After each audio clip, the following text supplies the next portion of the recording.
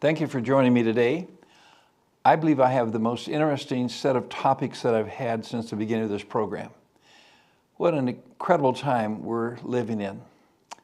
The headlines, day after day, support the fact that we're living in the last days. Matter of fact, not just worldwide, but as well in America, I say that we're in free fall. It just seems like there's no restraints.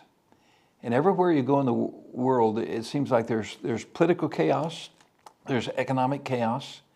But when we look at it, it all comes back to what the Bible says. Aren't you glad that we have God's Word? You see, we're not in doubt about what's going to take place. Matter of fact, I'm going to talk about it later in the program, but I want to talk about it now because I have a new book called What's Next on God's Calendar. And in this book, I go through 6 distinct topics that the Bible has. For example, what is the rapture and when will it occur? What's the tribulation and what does it do? What's the millennial reign? What's the battle of Armageddon? And in each of these, we have charts and diagrams, but the topics that are in this book are from the Bible. And guess what? The topics that are making news today are also ones that are exactly in the Bible. Let me show you what I mean. The Bible is very clear that we know in the last days, Israel is going to be in the forefront of the news. Israel's dominating the news today. The Bible talks about nations that will be opposed to Israel, how they will surround it. And we see them in the news. Turkey, Iran, Russia, China. Wow, it goes on and on. Today, I'm going to show you the headlines from just this week to show you how accurate the Bible is. Remember, the Bible was written over 2,000 years ago. And some of the predictions that concerning the end time events were made 2,800 years ago, all of them taking place right now. The Bible talks about how the Temple Mount will be an important piece of property. Wait till you see the pictures. Wait till you see the headlines of this week. The Bible also talks about how that there will be a global government. And take a look at what was passed just this week. Really, while everyone was busy looking at the war and looking at other issues, all of a sudden, we see the United Nations bring about a global government. This global government, I don't know that will take full effect until 2030, but wow, I don't see how it could coexist with any democracy that's in the world today. That's how severe it is. We'll look at just a few minutes of that. It's something that we're going to be studying and doing more programs on in the future. Or even the idea of the situation that's taking place in the churches, the unrest in our cities, how protest used to be something that we did peacefully, and now it's chaos. We're in free fall, aren't we? Before we even begin looking at some of the news stories, I want to take a passage, Revelation chapter 17. And in Revelation chapter 17, it talks about something that we should be happy about, the marriage supper of the Lamb. And in verse 14, let's go back to chapter 17, verse 14. It's interesting because it talks about this. It says, "These shall make war with the Lamb, and the Lamb shall overcome them. He is the Lord of lords, he is the King of kings, and they that are with him are called, chosen, and faithful. And he said to me, the waters which you saw where the harlot sits are peoples, multitudes, nations, and tongues." In other words, there's going to be an end-time political system. There's going to be an end-time religious system. There's going to be an end-time ruler. It's called the Antichrist. All those things are set up. The political agenda, the religious agenda, the false church, I think we're seeing them begin to take place and be embedded. They're becoming the norm. And then we go just a chapter 2 later to Revelation chapter 19. In Revelation chapter 19, listen to verse 2. "For true and righteous are his judgments," God's judgments. "For he hath judged the great harlot," that's the false religious system, "who did corrupt the earth with her fornication, and hath avenged the blood of his servants at her hand." Again they say, "Hallelujah," and her smoke rose up forever and ever. And then a few verses later, "Let us be glad and rejoice, and give honor to him, for the marriage of the Lamb is come, and his wife hath made herself ready." That's the church, that's us. There's a celebration. But these horrible events are scheduled to take place. You see, God's calendar, what's next on God's calendar? You know what? As I read through Revelation, I see that there's a precise plan that God has. And the reason why I'm not worried about what's coming is because I know that God has it in his plan. I'm not saying that God favors sin. I'm not saying that God likes to judge. But God says, I've got to do it because he's a true and righteous judge. Isn't it wonderful to know that? And it goes on to say this. He said to me, right, blessed are they who are called unto the marriage supper of the Lamb. And he said to me, these are the true sayings of God. Wow. My friend, we're living in exciting times. And so let's begin with what's taking place in the news. And first, let's do the worldwide news. And we would have to say, well, Lebanon's got to be a very central place right now. Look at the headlines from this week. The Middle East braces for a nightmare scenario as Israel and Hezbollah head toward a full-fledged war. Many people are saying, you know what, we may be at the brink of World War III, and it could be. But I've got good news for you. It's not going to catch God by surprise. It might catch the world by surprise, but it's not going to catch God by surprise. And so we need to be saying, how do we live if indeed this is that World War III challenge? Or how about this? Are they trying to start World War III before the election in November? There's incredible pressure by some of the nations and some of the people to begin a war. Why? Maybe to distract from the election. And there's other people trying to keep Israel out of Lebanon because they know that if that occurs, wow, it's going to change the whole voting pattern. Believe me, this is a monumental thing. It's not affecting just the Middle East. It's not affecting just America. It's worldwide. We're watching it take place. This scenario is taking place. Our list at this headline, Operation North Arrows, IDF hits over 1,600 Hezbollah targets in 24 hours. Why was this large size bombardment conducted? Well, here's why. Missiles were shot toward Tel Aviv. Missiles were shot now deep into Israel. Matter of fact, 9,300 on our daily program, we pointed out 9,300 missiles and rockets have hit in Israel just in the last several months. Unbelievable. And as the barrage of missiles and rockets and drones come in to Israel, and by the way, drones are not the little toy drones. Some of these drones, most of them are about the size of a private airplane. And so to intercept them, it's quite a task. And from time to time, one of these rockets or missiles gets through. And they've even found that there were ammunitions and rockets in every 10th house on the southern border of Israel, right in Lebanon. That's why they've got to do this. 100,000. I have a picture of one that was actually made in Iran. Yeah. And there it is. They blew up the house where it was. There's the missile. We know where it was made from. Unbelievable. That's why they're doing it. Can you imagine 9,300 missiles and rockets coming at you? And so when they see that they have 100,000 more rockets stockpiled, that's why they have to destroy them. Well, the news continues on because here it is. IDF thwarts Hezbollah strike on the Mossad headquarters in central Israel. Yeah, there they are. They got an alarm. And they're hiding behind a car and a cement wall. Luckily, the missile was taken out. But you can see why there's such an intensification of the battle going on there. Let's take a look at the military chain of command for Hezbollah. Matter of fact, all those with the little red tag, well, they've been taken out, and so you can see that's why the battle continues. They say as long as there's some of these people left, Israel's got to continue to try to take them out. Wow, the intensity of this, my friend. Do you understand? That's why I say the world is in free fall, because we're watching the beginning of a world war. And I believe this world war is one predicted in the Bible. And we're at the beginning of it. And let me tell you this, I have a blessed hope. I believe that Christ is coming. I think the church is going to avoid the tribulation, because what's taking place now is the warm-up. It's the beginning, but it's not the tribulation. The tribulation has distinct patterns as found in God's plan, in God's word, beginning in Revelation chapter 6.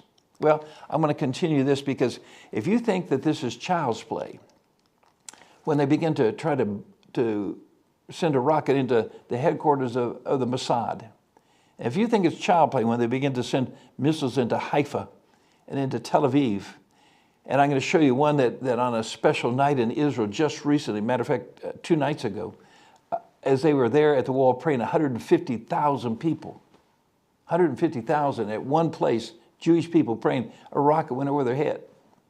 Yeah, I want to show you that this is not child's play. Watch this. This is a pro-Lebanese journalist getting ready to give a report, and all of a sudden, a rocket goes off. والله أنا هلأ والله كنت على سكايب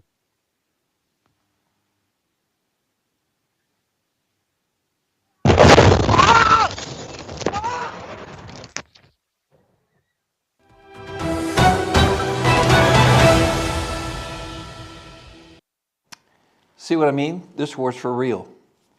And so here was a journalist about to give a report on how they were making such great progress with their deep missiles into Israel, and his life terminated. Yeah, quite a video, isn't it? But what about the Biden administration? The Biden administration, I mean, this is an incredible article. And this article was written because it kind of says the end of an American dream. And why did they put it there? Well, they wrote this because it said there are thousands upon thousands of Muslims in Michigan, Wisconsin, Pennsylvania, and they will simply refuse to vote for Kamala if the war begins on the ground in Lebanon. And so now you can see why there's pressure for this 21-day truce. I don't know what's going to happen. This article, another news story on ABC News, it says they're preparing for the ground operation right now. Can it be stopped? And they're trying every possible thing. Why? Because this could greatly affect the election, not just the war, but greatly affect the election. Wow, folks, you talk about an intense time. We're living in it right now. Well, when they talk about a 21-day ceasefire, and you know what? France came to join with the United States to go to Israel and say, 21-day truce. Now, the reason they wanted that was because they felt like if they could do that, they gained great popularity in terms of winning votes. Unfortunately, what they're ignoring is the fact that 9,300 rockets, drones, and missiles were shot into Israel. And so Israel said, no way. Matter of fact, it's so intense that the president of Iran spoke at the UN. I'll show you him doing this. Netanyahu spoke on Friday in the United Nations. And by the way, when he got up to address the crowd, over half the countries left. But not so for the Iranian president. Do you understand that Iran is winning the political war of propaganda? Yes, the world is siding on the side of terrorists. Unbelievable. You know what? If I hadn't read it in the Bible, I wouldn't have believed it myself. And now I see it taking place before my very eyes. And so here's Macron, here's the United States. And Netanyahu says, no, there's no way that we can have a ceasefire. Because when we cease fire, they don't cease fire. The ceasefire is one-sided. I don't blame you for not agreeing to the ceasefire. How can you have a ceasefire when it's one-sided? He said, we've been at a ceasefire and 9,300 rockets come into our boundaries. We can no longer say ceasefire. So that's why they're hitting back. Well, it doesn't stop there. Macron, who's been the leader now in France for about 7 or 8 years, he really sees himself as the new Prince of Europe. Many people say, man, he's such a charismatic leader. Maybe he could unite the world. Macron, he goes and he calls for a new European order. A new world order, a new European order. Wow, doesn't the Bible speak about the image of Daniel with the toes part of clay and part of iron, an extension of the old Roman Empire? He's referring to this. This is unbelievable, folks. This headline was just this week. Or how about this? In the United Nations, the Chinese foreign minister, he expresses support for Lebanon, and he talks about we're on the side of the Arab brothers, including Lebanon. China, the one who's probably the most resistant to Islam influence, they go to the UN and say, we're for Lebanon. Unbelievable. Because remember, Lebanon, Hezbollah has been firing at Israel. Israel didn't start the process. They were fired on with 9,300 rockets and missiles. Now they say, we've got to finish the job. I don't blame them for wanting to finish the job. Or Turkey. You know, the Bible mentions that Turkey will come against Israel in the last day. And here's the president of Turkey. He says, stop Netanyahu and his criminal gang with the humanitarian alliance, just as Hitler was stopped decades ago. He compares Netanyahu to Hitler? Unbelievable. My friend, the propaganda, the world propaganda is going in the favor of the anti-Jewish sentiment. It's going in the favor of Iran and Hezbollah and Hamas. Can you believe we're watching this take place? But didn't the Bible say the world would turn against Israel? Or how about this one? Jordan, Egypt, Iraq, they condemn Israeli aggression in Lebanon. Yeah, they come together at the UN. You see why the UN votes time and time against Israel? Just recently, they voted against Israel. Some nations abstained, a few opposed. The majority sided with Lebanon and the terrorist in Iran. Unbelievable that Iran would be favored over Israel. And Iran is completely a terrorist government and terrorist organization. Or here's Iran, seeking global isolation of Israel amid the UN diplomacy and support for Hezbollah. I would hope that nations would walk out on him. No, they applauded him. They stayed for his speech. But they would walk out on Netanyahu on Friday. Unbelievable, my friend. Macron, boy, he's busy. He came to the United States. He met with the Biden people. He went to Israel. He saw the plans for the Lebanon ground operation and why they have to do it. He now entertains the leaders of Iran and Lebanon. He really has set himself as a world leader, isn't he? This is all taking place. This took place this week. My friend, the Bible has been saying that this is going to take place, and when it does, we know that we're at the end of the church age. Folks, we're at the pivotal point. And if you don't believe that, look at this. Abbas, he calls the Temple Mount exclusive property of Muslims in a speech to the UN. Isn't it interesting that he would bring up religion? Because later, when we close the show, I'm going to show you a scene from the Temple Mount. We've been telling you that the Temple Mount is important. Remember, Israel's the time clock. Israel's the hour hand. Jerusalem's Israel's the clock. Jerusalem is the hour hand, and the Temple Mount is the second hand. And my friend, we just showed pictures earlier this week in our daily program of Jews laying prostrate on the ground on the Temple Mount area. And what a protest was launched, saying Israel has no right to pray there. And now he goes there and he says, exclusive property of the Muslims. My friend, no one is saying, let's check this. No one is saying, this is not correct. When I end my program, you'll see why I make a big point of this. Well, there's another point that I think we need to make, and that's this. Global governance. We're watching it take place. Matter of fact, I really believe that while some of us were busy watching the war and some of us were busy with this or this issue, the United Nations quietly, systematically, methodically allowed something to pass that's really quite concerning. Global government. This global government, remember, directed by the United Nations, no one has elected them. Yeah, we elect our presidents, we elect our senators and our Congress people, we elect our state legislative people, but the United Nations, they're appointed. And they've been working on this for some time. But let me tell you this, they now, with great pride, say, okay, we have a paper, an agreement by the nations that are in the United Nations. And they can call an emergency where now the global government will take over. It could be for climate variation. It could be for health. It could be for food. It could be for war. Whatever they deem is a severe situation, they now supersede the laws of our governments. Yeah, our local governments, our national governments now are secondary to the United Nations and the global government. For a long time, globalists have been trying to have an agenda. They've tried everything from food, climate change, health, currency, all these, the World Economic Forum, part of it. And now they've passed a bill. They actually have the United Nations that says we have a law in effect that when an emergency comes, the United Nations can now direct and control even national governments. Listen to how proud he is. We'll be reporting much more on this in our future programs. The future, and to the co-facilitators, Germany and Namibia. Thank you for undertaking this important and very complicated task.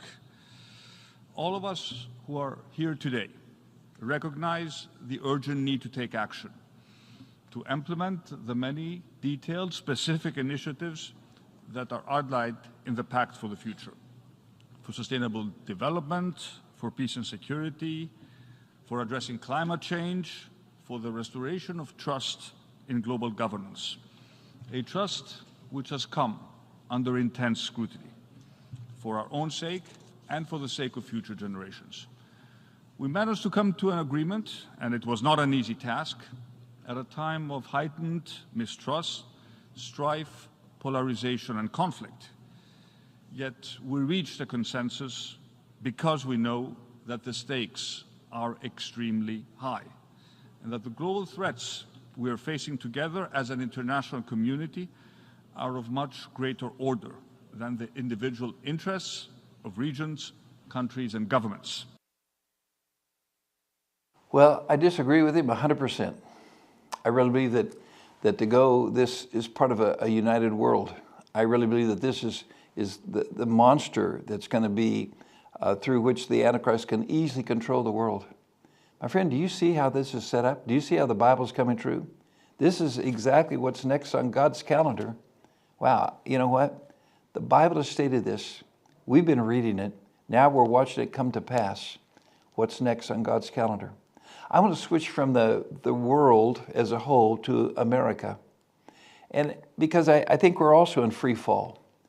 And one of the things is what's called slave trade. Is it controversial? Sure it is. But I'm concerned because there's so many children that have crossed the border and we have no idea where they are.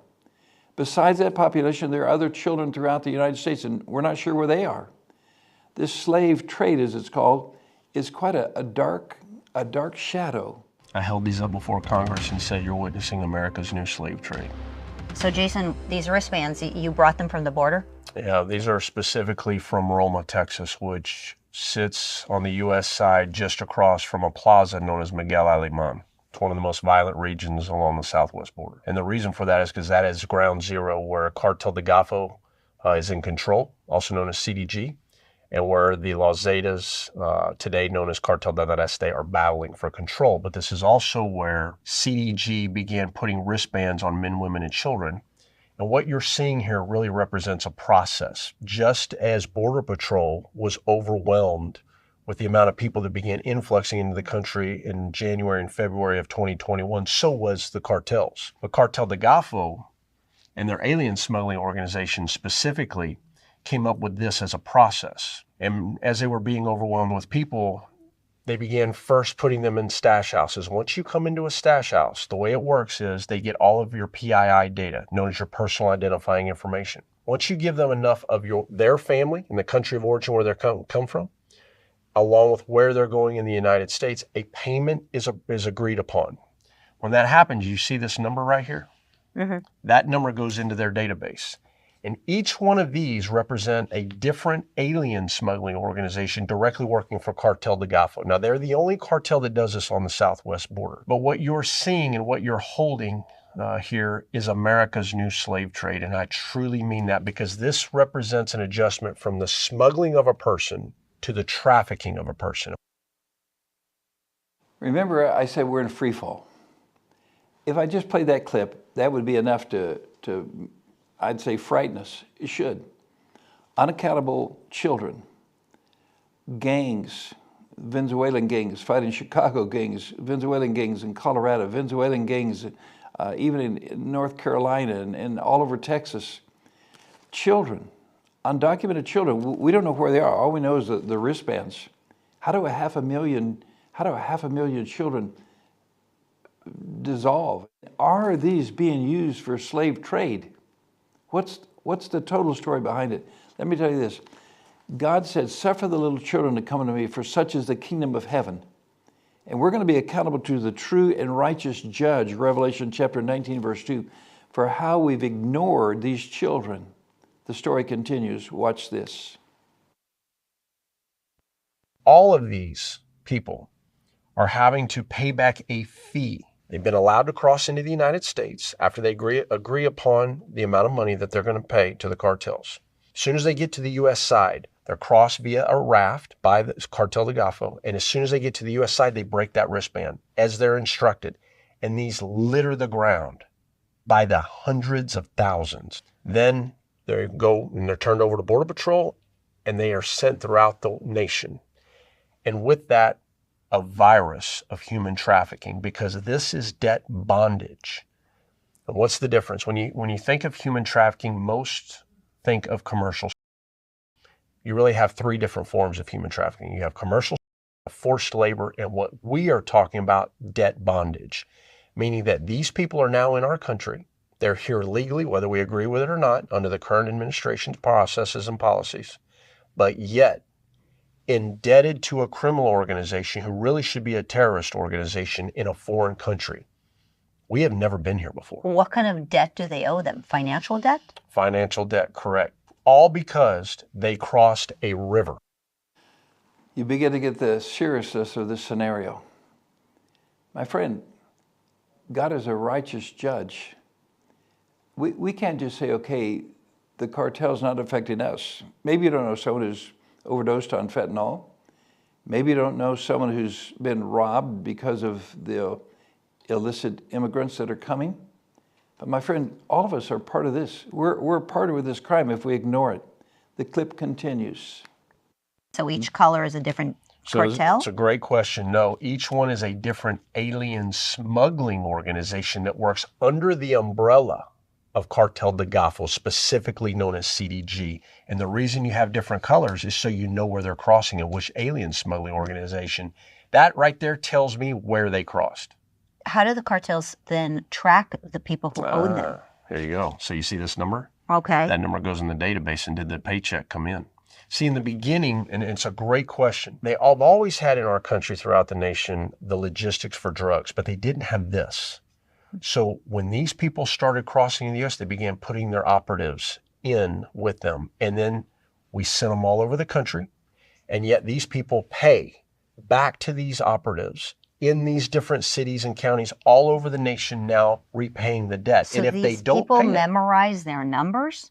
No, the cartel knows it. It's in their database. And that's how they know when they miss a payment. Now, let's say they don't want to pay, or let's say they don't pay. Right. Well, then they have their family and their country of origin to hold accountable, because before they gave them that wristband, they called them and said, do you know Jason Jones? Oh, you do? How do you know him? Really? Mm-hmm. And who are you? You're his mom? Is this your phone number? What's your address? They validate everything. Right, and these people know that, and so they're afraid about their loved ones back at home. That's exactly right. And this is the other problem. So now let's talk about the secondary and third impacts. These people, many of them don't have skill sets. So if you're a woman, you're going to go into commercial to repay this debt. If you're a man, most likely you are going to be involved in human smuggling. You're going to be involved in drug trafficking. Whatever you've got to do to pay back this debt so that your loved ones back where you come from and here are not accountable for losing and not paying that debt. Can you believe that America might be involved in one of the biggest smuggling rings in the history of mankind? Is this why we're bringing so many people unchecked across the border? Is this why we're flying people in at midnight into various cities? What a shadow this is casting on the very way we live.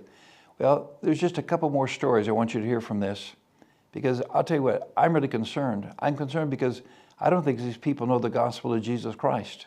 I think these people are put into a situation where they have no freedom at all, certainly not the freedom to choose Christ. And so listen to this final clip. I'll tell you a great story. A case out of Houston, Texas. A woman who was 7 months pregnant who had crossed. She was in debt to Cartel del Golfo. She wore one of these wristbands. She was being forced into commercial in Houston. Well, she was in pain one day because she's 7 months pregnant, right? So she said, look, I can't come in. I'm in pain. They said, no problem. Your debt is now completely started over.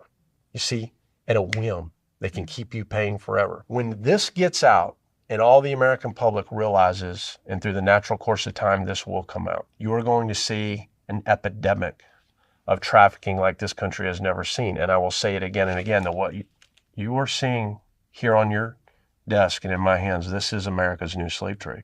Absolutely evil. That's It is, evidence and of you terrorism. feel it. You feel the evil. It is evil. You can see their names All right, written this on is the a back.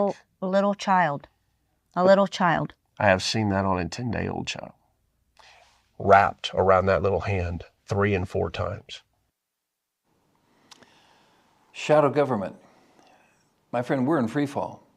Our country's out of control. The world's out of control. We're watching the world go against Israel in a dramatic way.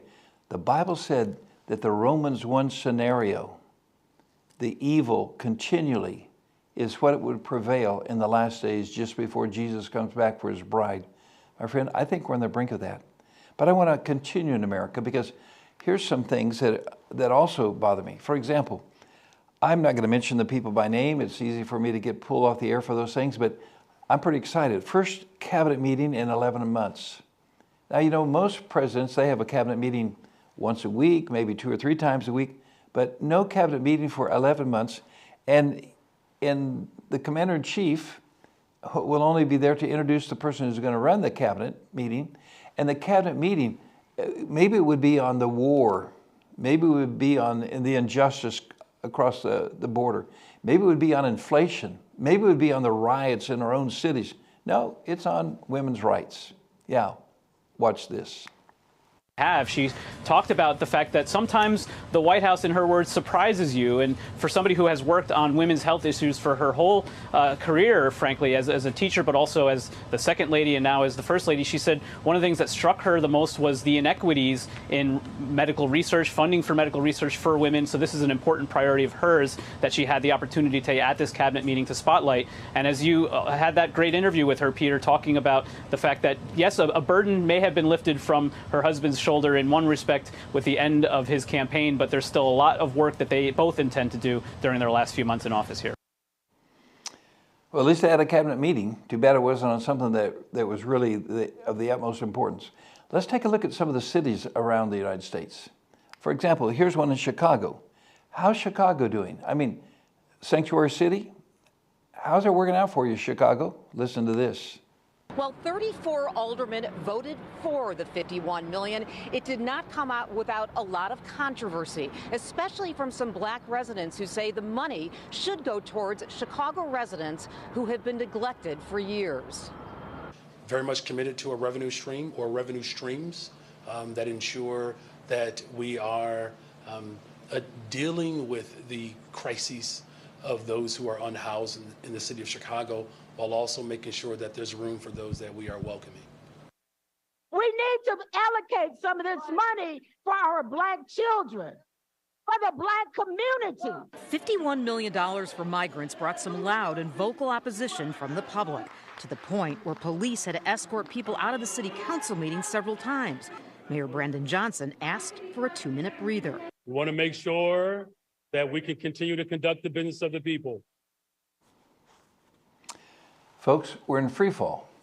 I don't blame these people for being mad. When you spend $51 million on illegal immigrants and the people who are paying taxes who have been living in the city get nothing, I don't blame them for being mad. Seems like we ought to address that problem.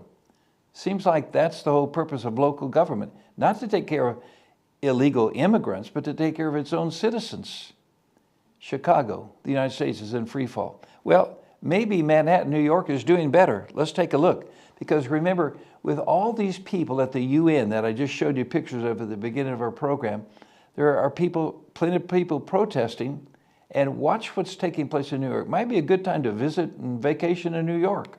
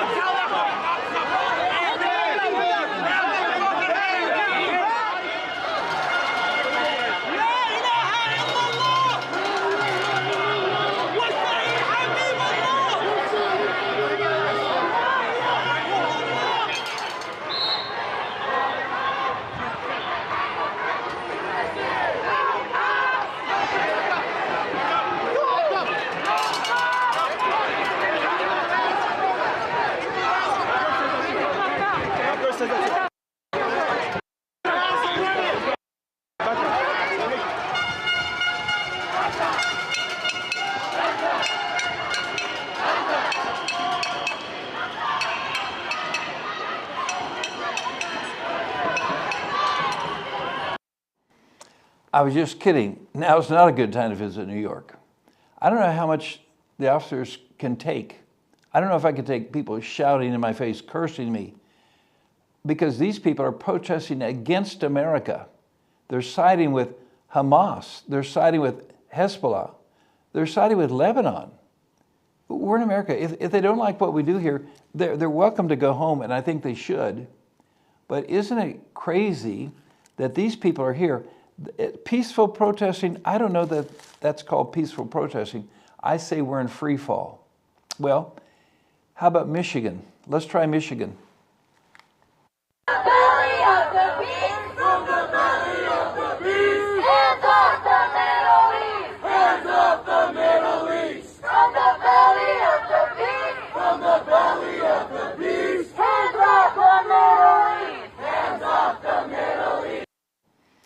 Yeah, there they go. You see, the new school year didn't calm things down much, so now on their banners, you probably saw they unite together, Hamas with the triangles, and Hezbollah, and they're all for Hamas and Hezbollah. Those are terrorist organizations. And so, again, if they want to have a terrorist organization, I think there's room in some of those places for them to move back. But why would we bring it to our universities? University of Michigan. You know what? Sooner or later, someone's got to stop this because America's in free fall. Well, we've talked about the national scene, and the national scene is just what the Bible said would be in the last days. We talked about the scene in America, and it's exactly what Romans 1, Genesis 6, and Timothy say would be in the last days. Let's talk about religion for just a few minutes, because you know what? I think it's just as sick as all these other things. Listen to this. Recently, there was quite a story about in Ohio. Some people say that the Haitians were eating the cats and the dogs, and when President Trump quoted that, then they fact-checked and said, no, that's not true. And yet we have body cam footage that shows that they were eating cats and dogs, and they were killing other pets. Well, maybe this will explain it. Listen to this clip. I classify this under religious activity. My friend, you understand that God judged Israel because they left their position and their reverence, their love, and commitment to Him in a religious way. America's done the same thing. Listen to this. The illegal immigration policies that are going on in this nation is getting ready to reshape America like never before. And y'all don't see it because you got a corrupt media that won't tell you the truth. They are bringing millions of people into this country, and they are shipping them around to different cities all over the United States. And the media won't tell you nothing. It sounded crazy, but it's true. Yes, it's true. Because people don't understand voodoo culture. Haitians come out of Haiti, which is a strong voodoo culture. And the reason it's going to be a problem, see, they got you thinking race. He just hate them black folk. No, it's about culture.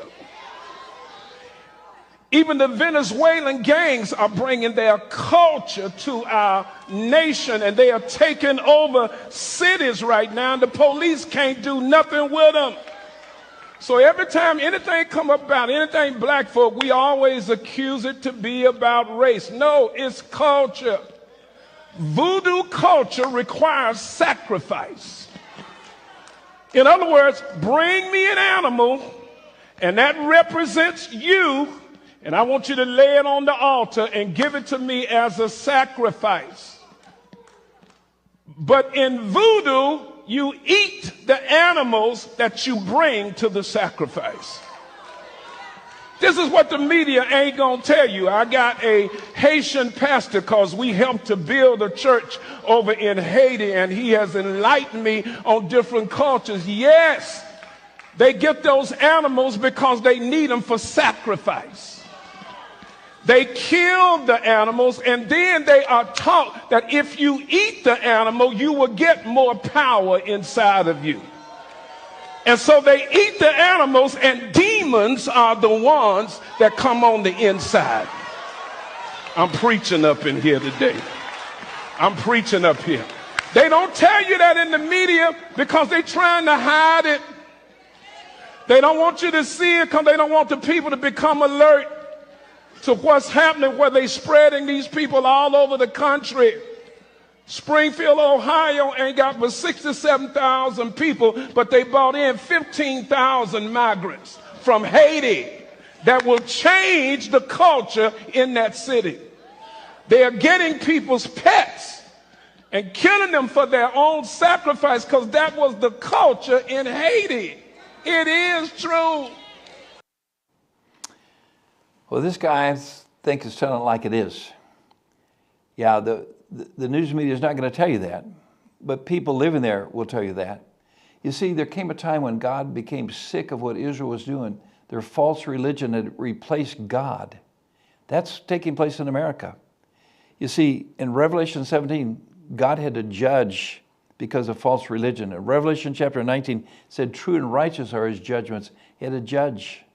My friend, America's about to be judged because we're allowing these things to take place and we're not saying no to them. And that's not the only thing. Look at this. Unbelievable. Reverend Caleb J. Lyons, I respect Jesus too much to believe he's God. What does that mean? You know what?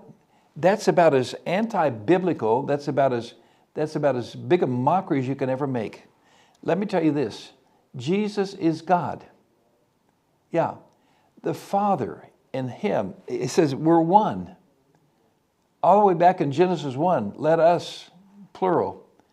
In John 17, what is this guy thinking? I respect Jesus too much to believe he's God? My friend, that's apostasy to the worst degree. God will judge us. How about this? You know what? If I had seen this with my own eyes, I wouldn't have believed it. Because they can take some perversion, they can take some twisted view of how that homosexuality is so good. He calls himself the masterpiece. As a queer homosexual pastor, he calls himself the masterpiece. Listen to what he says. It's total blasphemy to God. This is what's going on in America. This is what's growing, and we as Christians sometimes are too silent to say, no, this is wrong. I was at my hotel, and she said, you know, you're the Christian group, you're like judging me and praying for me and stuff. And then I said, well, actually, we're queer Christians. And she goes, oh my gosh, wow. Like straight away, she was hungry for the gospel, like in a moment. Do you know the power of your witness for this culture right now is insane?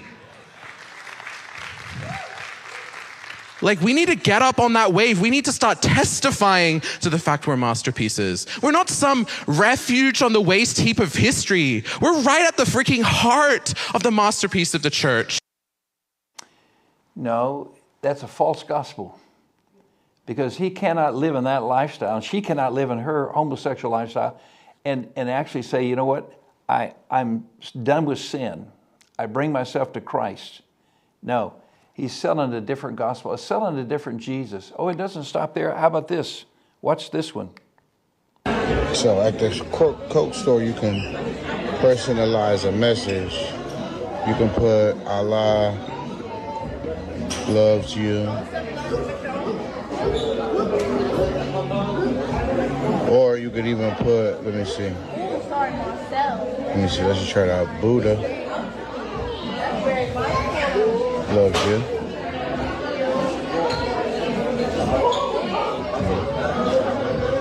But you cannot even type in the word Jesus. We cannot allow this text on the can. Everything else is good though. Even if I put, let's see, Satan. Oh no, bro. Hold on. Satan loves you. You could put that. You could put Satan loves you, Allah loves you, Buddha loves you. But when you type in this word, you can't even type the word in. That's crazy. Yeah, that's crazy. What do we have against Jesus in this country? Let me tell you this. Jesus is my Savior. Jesus is the one that came from heaven to earth, put up with all the foolishness of sin of mankind, died on the cross, died for those that crucified him, died for me, died for you. My friend, Jesus, they may not take it on the Coke can, but let me tell you this, they take his name in heaven. I hope Jesus is your Savior. I have just a couple more clips I want to show you. You know, I got to tell you, the false church, the church that plays games with God, the church of Laodicea, they were talking about how they were setting the fashion trend of the day. They had black wool because it covered up the impurities. They talked about how that they had an eye salve and actually it was making people go blind and not helping their blindness. They said that they were rich and not poor.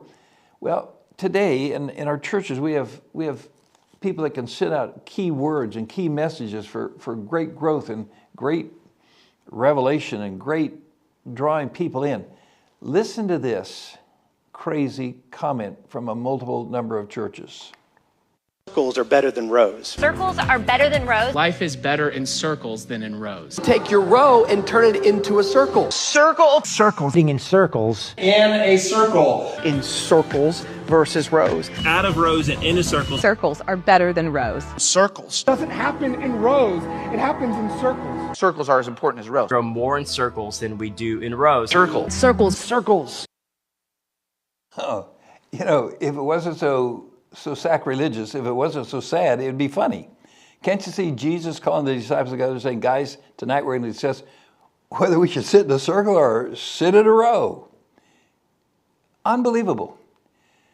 Let me tell you this, the modern religion of today is so sidetracked with non-issues that no wonder we're not seeing people come to Christ. My friend, let me tell you this, come to Jesus. I don't care if you're sitting in a circle, sitting in a row. I don't care if you're in your bed or your easy chair. I don't care if you're in your office chair. Come to Jesus, admit you're a sinner, admit that he died for you, he shed his blood.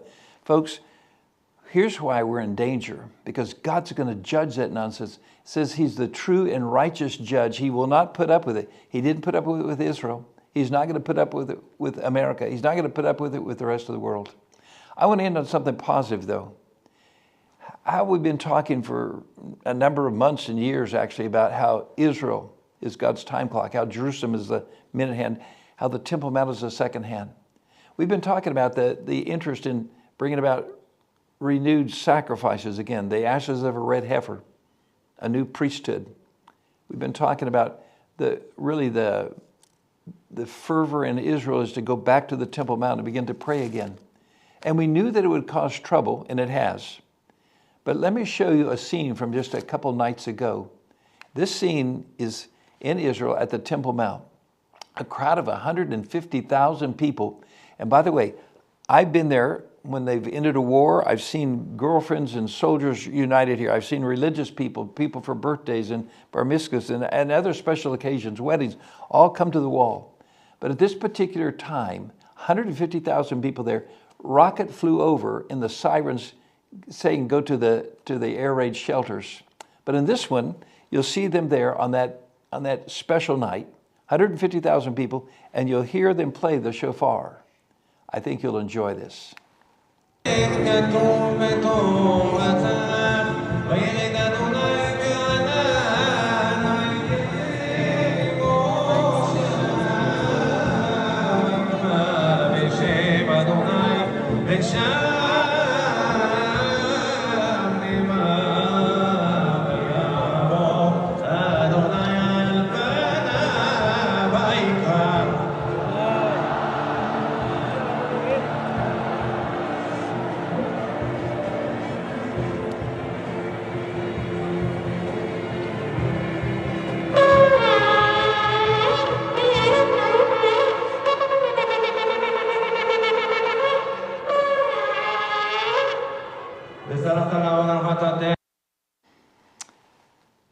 You see, everything the Bible talked about in the end times is coming to pass.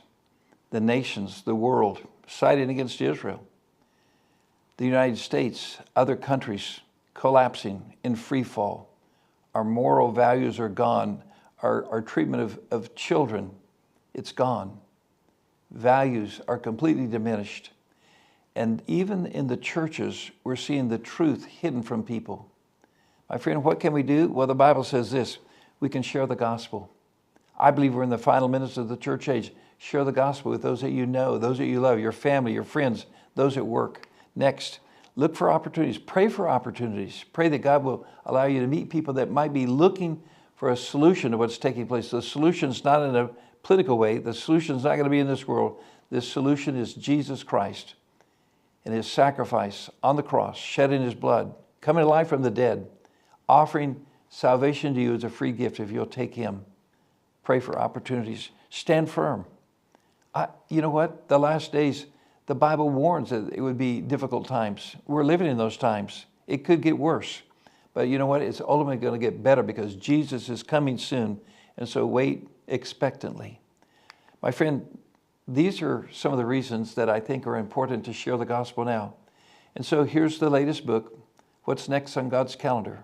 If you'd like to see how these current events fit in with the Bible, how you can make Revelation very understandable, and not only understandable, but actually enjoyable to read, charts, pictures, a lot of things there that you can help you understand your interpretation, your living God's Word.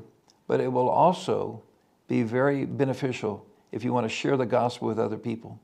Often I give a book because I say, here, read these pages, and then let me get back with you in a couple of days. Maybe that'd be a great way for you to share Christ with others around you. Well, we always like to end with this statement: are you ready? My friend, the true and righteous judge is coming, and the Bible said he'll come at a time just like we're living in now. Maybe he's coming today. Are you ready? Thank you for joining me this week.